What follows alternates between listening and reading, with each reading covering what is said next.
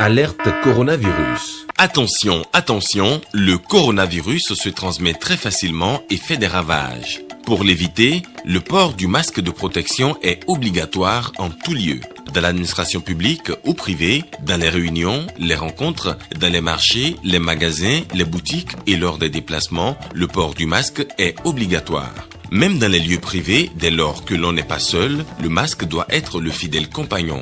Mais attention, le port de masque de protection ne dispense nullement d'appliquer les autres mesures de prévention, notamment le lavage des mains à l'eau et au savon et l'observance de la distance de sécurité sanitaire d'au moins 1 mètre entre personnes. Enfin, s'abstenir de porter des gants en vue du lavage régulier des mains à l'eau et au savon ou de l'application de gel hydroalcoolique. Pour tout savoir sur l'épidémie du coronavirus au Bénin, rendez-vous sur le site web www.gouv.bj/coronavirus. Ceci est un message du gouvernement de la République du Bénin. Bonjour à tous, il est 13h, voici les titres de ce journal. Message de condoléances du président Patrice Talon à la famille du premier ministre ivoirien Amadou Gon Coulibaly, décédé hier mercredi. Patrice Talon a laissé son message sur sa page Facebook. À suivre le contenu dans cette édition. Renforcement de la lutte contre le coronavirus au Bénin. La première dame de Chine a fait parvenir à la première dame du Bénin un lot de matériel de lutte contre la Covid-19. On en parle dans ce 13h.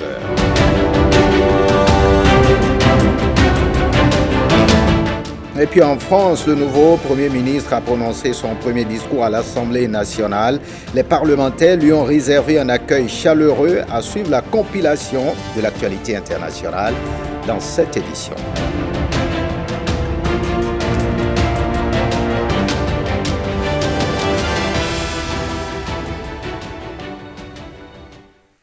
Tout d'abord, cette triste nouvelle, vous le savez, la nouvelle pour la Côte d'Ivoire, le Premier ministre Amadou Gon Coulibaly, dauphin désigné du président Alassane Ouattara à la présidentielle, est décédé. Sa mort est survenue en fin d'après-midi d'hier mercredi après un malaise cardiaque lors d'une réunion du Conseil des ministres. Pour rappel, Amadou Gon Coulibaly est rentré jeudi dernier seulement en Côte d'Ivoire après un séjour médical en France.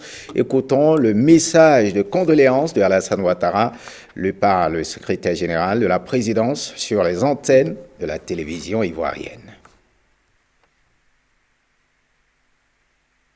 Voilà, vous suivrez ce message dans nos prochains journaux. Décès du Premier ministre ivoirien, message du président Patrice Talon. Eh bien, le chef de l'État béninois, suite à cette disparition du Premier ministre ivoirien, Amadou Gon Coulibaly, est tombé dans l'après-midi. Cette nouvelle est tombée dans l'après-midi d'hier et confirmée par le secrétaire général de la présidence de la République de Côte d'Ivoire. Le président Patrice Talon, sur sa page Facebook, adresse un message de condoléances à la famille de l'illustre disparu ainsi qu'au peuple ivoirien et à son président. Le message est repris ici par Rebecca Kenjaoudé. C'est avec consternation que j'ai appris le décès du Premier ministre de la Côte d'Ivoire, M. Amadou Gon Coulibaly. À sa famille, au peuple ivoirien et à mon aîné le président Alassane Ouattara, je présente au nom de mon gouvernement, au nom du peuple béninois et en mon propre nom, mes sincères condoléances. Le Premier ministre Amadou Gon Coulibaly était un homme de grande qualité, au grand cœur, un serviteur chevronné de l'État, un exemple de loyauté et de compétence. Il était aussi un homme fidèle en amitié. La Côte d'Ivoire a perdu un digne et valeureux fils et le président Ouattara, un compagnon fidèle et dévoué. À titre personnel, je perds un grand ami car Amadou Gon Coulibaly était un ami dont le soutien et la sollicitude ne m'ont jamais fait défaut. À tous les Ivoiriens, en ces moments douloureux, je transmets le soutien fraternel du peuple béninois. Suite de cette édition, et puis en raison de la crise du coronavirus, le 1er août 2020, qui marque le 60e anniversaire de la cession du Bénin à l'indépendance, se tiendra dans la sobriété absolue, sans défilé. Par contre, certains actes républicains seront posés. Ainsi en a décidé le Conseil des ministres de ce mercredi. Écoutons le ministre de la Communication, porte-parole du gouvernement. La célébration de cette édition de la fête nationale, le 1er août 2020, intervient dans un contexte marqué par la pandémie de la COVID-19. Tenant compte de la nécessité de concilier la commémoration de cet événement important avec la sécurité sanitaire des populations, le Conseil a décidé qu'elle se tiendra dans la sobriété absolue, sans manifestation nécessitant des regroupements de personnes tels que le défilé et autres réjouissances. Ainsi, pour honorer la mémoire de nos illustres disparus et saluer nos forces de défense et de sécurité, il sera procédé à l'occasion au dépôt de gerbes au pied du monument aux morts, puis à une revue des troupes symbolique. Parlons à présent du soutien. Le Bénin reçoit encore pour lutter contre le coronavirus. La première dame de Chine vient de faire parvenir à la première dame du Bénin un lot de matériel. C'est l'ambassadeur de la République populaire de Chine près le Bénin qui a transmis en présence du directeur du cabinet du ministre de la Santé. Suivant. La mission diplomatique chinoise au Bénin représentant Mme Peng Liyuan, la première dame de la République populaire de la Chine, a offert ce mardi 7 juillet 2020 un lot de matériel de lutte contre la COVID-19 au profit des populations béninoises. Cette donation s'intègre dans le cadre d'un geste de solidarité que le gouvernement chinois a engagé envers 53 pays africains suite à une initiative de l'UPDAD, entendez, Organisation des Premières Dames d'Afrique pour le Développement, dont Mme Claudine Talon est membre. Il s'agit de 18 000 masques médicaux, de 120 thermomètres infrarouges, de 40 machines à coudre et de 204 cartables. Ce geste de don, de matériel, exprime une amitié personnelle entre les deux premières dames, un sentiment sincère des sœurs chinoises à ses sœurs béninoises. On n'a pas oublié les dames et les enfants africains, parce que c'est une partie des personnes qui sont les plus vulnérables dans la société. Le virus ne connaît pas de frontières, ni d'ethnie, ni de religion. Elle ne connaît non plus de sexe, ni d'âge. Pour lutter contre ce défi international, cette catastrophe, il faut la solidarité internationale. La distribution de ces matériels adressés à la première dame sera organisée par le concours des deux ministères. Madame la première dame du Bénin rassure la première dame de la République populaire de Chine que sa précieuse contribution à la lutte contre le coronavirus au Bénin fera l'objet d'une utilisation parcimonieuse par les structures en charge de la riposte nationale et représentées ici par les directeurs des cabinets du ministre de la Santé et du ministre des Affaires sociales. C'est pour nous, en tant que bénéficiaires finaux, de remercier d'abord la Chine pour son accompagnement perpétuel, son geste d'amitié en direction du Bénin. Le lot de matériel qui a été reçu, c'est un lot qui viendra améliorer les conditions de ces cibles. Par cette action, Mme Claudine Talon témoigne de son intention de créer des partenariats durables et des ponts de solidarité internationaux en vue de l'amélioration de la santé et du bien-être des peuples africains, ainsi que son engagement à renforcer l'amitié sino-africaine. Voyons à présent ce point fait par le ministre de la Santé en Conseil des ministres sur l'observance des gestes barrières au niveau de la population. Ce point qui n'est pas du tout rassurant en raison de la menace que constitue la pandémie. Le gouvernement les invite à un changement de comportement. Le ministre de la Communication rappelle ici ces mesures.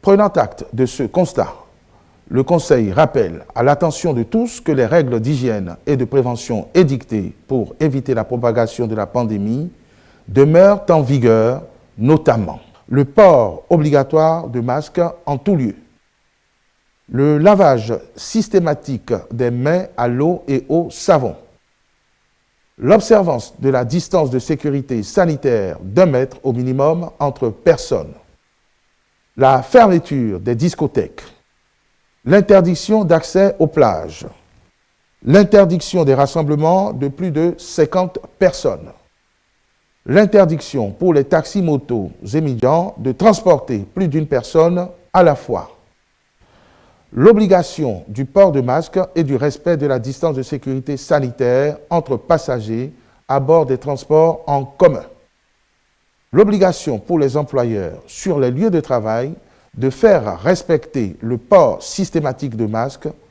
d'installer le dispositif de lavage des mains et de faire respecter la distance d'1 mètre minimum entre personnes.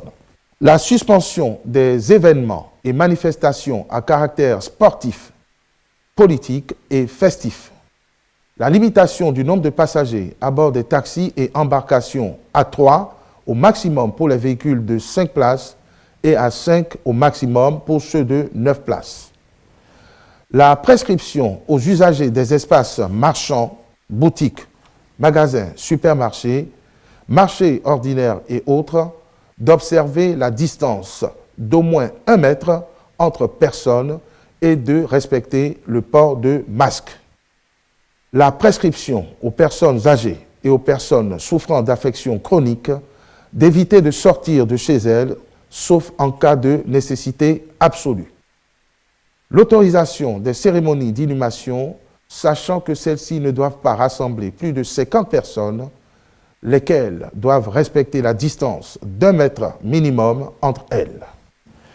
Par ailleurs, le Conseil recommande expressément à tous de se faire consulter ou orienter par les agents de santé dès l'apparition du moindre symptôme faisant penser à la COVID-19, afin de favoriser leur prise en charge rapide et ainsi d'augmenter leurs chances de guérison. Au regard des enjeux de santé publique liés à ces mesures, le Conseil tient à faire comprendre qu'elle s'adresse à la population dans son ensemble et participe de son bien-être. C'est pourquoi le ministre de l'Intérieur et de la Sécurité publique a été instruit à l'effet de veiller particulièrement à leur respect strict.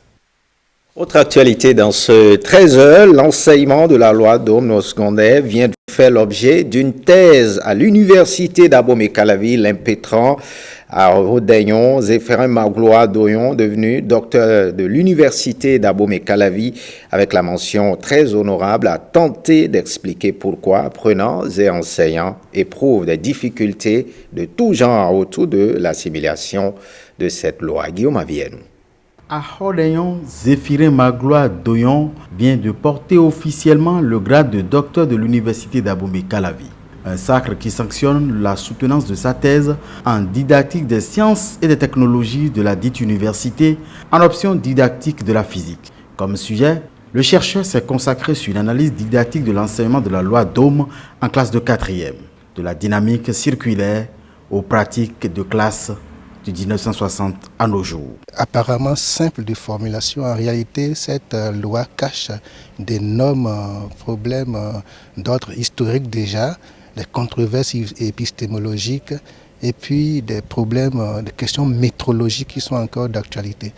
Et compte tenu de ce que cette loi met en évidence deux cadres, le cadre mathématique et le cadre physique, sa mise en œuvre apparaît difficile pour les enseignants et sa compréhension compliquée pour nos apprenants qui développent des conceptions erronées, lesquelles conceptions entravent leur compréhension. Notre impétrant a été alors amené à analyser l'enseignement de la relation U égale à RI, une formulation synthétisée de la loi d'Ohm manipulée par les apprenants des classes de 4e de nos lycées et collèges en électricité. À partir de l'épistémologie de l'enseignant, mais aussi de l'apprenant, le chercheur est parvenu à mettre en évidence les difficultés conceptuelles de l'électrocinétique chez l'apprenant et celles de l'assimilation de la dite loi par l'enseignant choisi parmi les plus expérimentés du pays. L'analyse des programmes nous a amené à mettre en évidence une dynamique curriculaire, une évolution des programmes quelque peu chaotique. Et ce chaos-là porte les germes d'une instabilité au niveau des pratiques enseignantes. Nous avons observé des difficultés énormes à mettre en évidence, en œuvre cette loi, déjà au niveau de la définition de la loi d'Ohm. de l'énoncé de la loi d'Ohm, au niveau également de la lecture par induction de cette loi. Puisque historiquement, ce sont des lois mathématiques que Georges Simon Ohm a établies par approche hypothético-déductive. Actuellement, c'est devenu une loi expérimentalo-inductive. Le tout nouveau docteur Doyon propose en conclusion une double ingénierie curriculaire et didactique pour permettre aux apprenants et aux enseignants d'établir facilement la relation mathématico-physique autour de la loi d'Ohm pour une meilleure assimilation et une applicabilité plus aisée dans le quotidien de ces deux acteurs de l'école. Voilà, il est désormais facile de gagner une voiture et des lots allant jusqu'à 500 000 francs CFA avec des simples factures normalisées. C'est une innovation de la Direction générale des impôts et pour être compté parmi les heureux gagnants, il suffit de réclamer les factures lors des opérations d'achat. Pour plus de précision, on écoute les explications du directeur général des impôts sur les modalités de ce jeu tombola. Une tombola simplement parce que nous estimons aujourd'hui que l'administration fiscale ne doit plus continuer par regarder ses contribuables en chien de faïence. Nous avons estimé que ce n'est pas le dialogue, pas la discussion que les concitoyens, toute la population va comprendre le bien fondé de l'impôt. Et la tombola vient un peu comme cet outil social qui rassemble toute la population autour d'un idéal. Participer à la tombola, c'est très simple. Dès lors que vous avez obtenu votre facture normalisée, au niveau de la Direction générale des impôts, nous avons une base de données qui récupère l'ensemble des factures normalisées émises sur le territoire national. Toutes les factures qui obtiennent une signature de la base de données de l'administration fiscale sont conservées d'office. Donc, il n'y a pas une action complémentaire de la part du consommateur. Il suffit qu'il conserve sa facture et nous, on organise la tombola tous les vendredis à 10h à la Direction générale des impôts et automatiquement, on procède au tirage au sort. Pour ce qui est du tirage au sort, on a mis en place un outil simple qui permet de faire le tirage de façon totalement aléatoire et sans intervention humaine. Ce qui veut dire que c'est totalement transparent. Pour plus de transparence, nous avons décidé dans le règlement de jeu d'exclure tous les agents de la Direction générale des impôts de cette tombola. Donc tous les vendredis, on aura tiré 5 lots de 200 000, 15 lots de 100 000 francs CFA, 30 lots de 50 000 francs, 50 lots de 20 000 francs. Et à la fin de chaque mois, il y aura 2 lots supplémentaires de 500 000 francs chacun. Et en décembre, à fin décembre, on aura maintenant les 2 gros lots qui sont constitués donc de voitures neuves d'une valeur unitaire de 25 millions. Pour savoir qu'on a gagné, il suffit de consulter tous les vendredis le site web de la Direction générale des impôts. Les lots sont publiés. En dehors de cela, ils sont publiés sur nos canaux digitaux, sur Facebook, sur YouTube et également dans la presse. Lorsqu'on fait le tirage au sort un vendredi, le vendredi suivant, on fait la remise des lots. Le règlement du jeu est publié sur notre site web et sur nos réseaux sociaux. Je voudrais donc inviter toute la population béninoise à réclamer la facture normalisée après chaque transaction. Nous devons réclamer à chaque achat la facture normalisée, quel que soit le montant. Même si vous achetez aujourd'hui un pot de yaourt, exigez votre facture normalisée. Vous achetez un croissant qui coûte 500 francs CFA, exigez votre facture normalisée. Si vous exigez la facture normalisée, au même moment où votre TVA rentre directement dans les caisses de l'État pour contribuer à la construction du pays, vous allez encore gagner des lots. Et c'est une première dans notre pays que l'administration publique, l'administration fiscale en arrive à organiser une tombola. C'est dire qu'elle a changé totalement de paradigme. Elle est devenue l'ami des consommateurs, l'ami de la population pour qu'ensemble on puisse mobiliser les ressources pour la construction de notre pays. Voyons à présent l'actualité hors du Bénin. En France, le nouveau Premier ministre a prononcé son premier discours à l'Assemblée nationale où les parlementaires lui ont réservé un accueil chaleureux. Voici la compilation de l'actualité hors du Bénin avec Lenaïka Bazaou.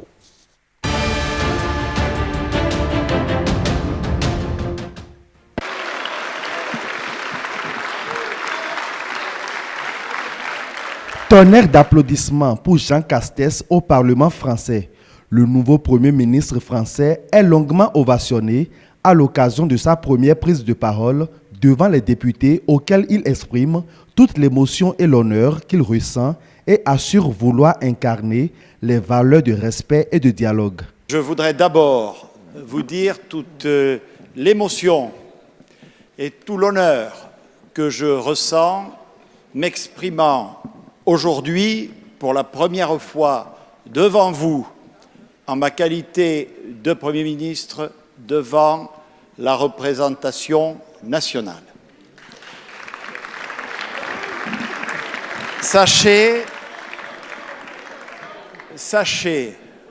que j'ai et que j'aurai toujours un grand respect pour le Parlement et pour l'Assemblée nationale et que je m'emploierai toujours vis-à-vis de vous comme vis-à-vis de l'ensemble de la nation à incarner les valeurs de respect et de dialogue.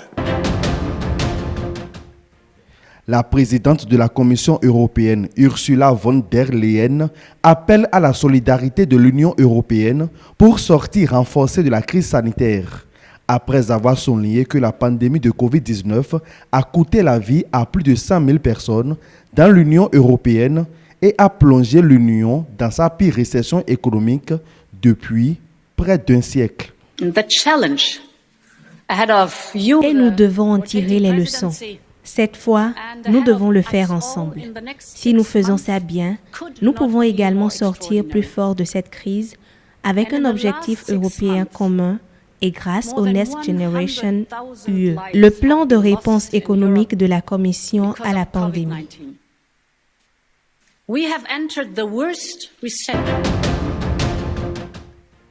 Les débris s'entassent dans les rues du village japonais de Kumamura après les pluies torrentielles qui se sont abattues dans le sud du pays. Selon les autorités, au moins 55 personnes ont trouvé la mort pendant ces intempéries qui ont provoqué inondations et glissements de terrain.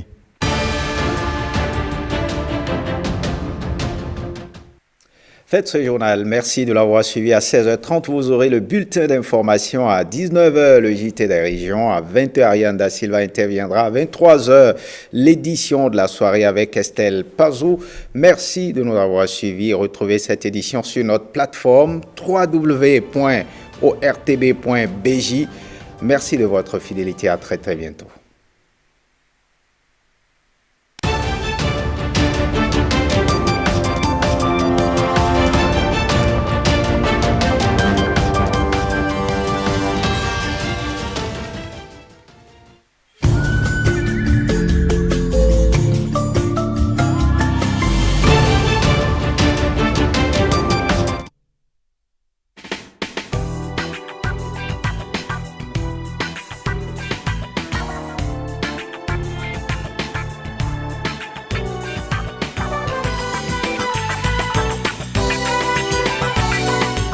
Le Conseil des ministres s'est réuni ce mercredi 8 juillet 2020 sous la présidence de M. Patrice Talon, président de la République, chef de l'État, chef du gouvernement.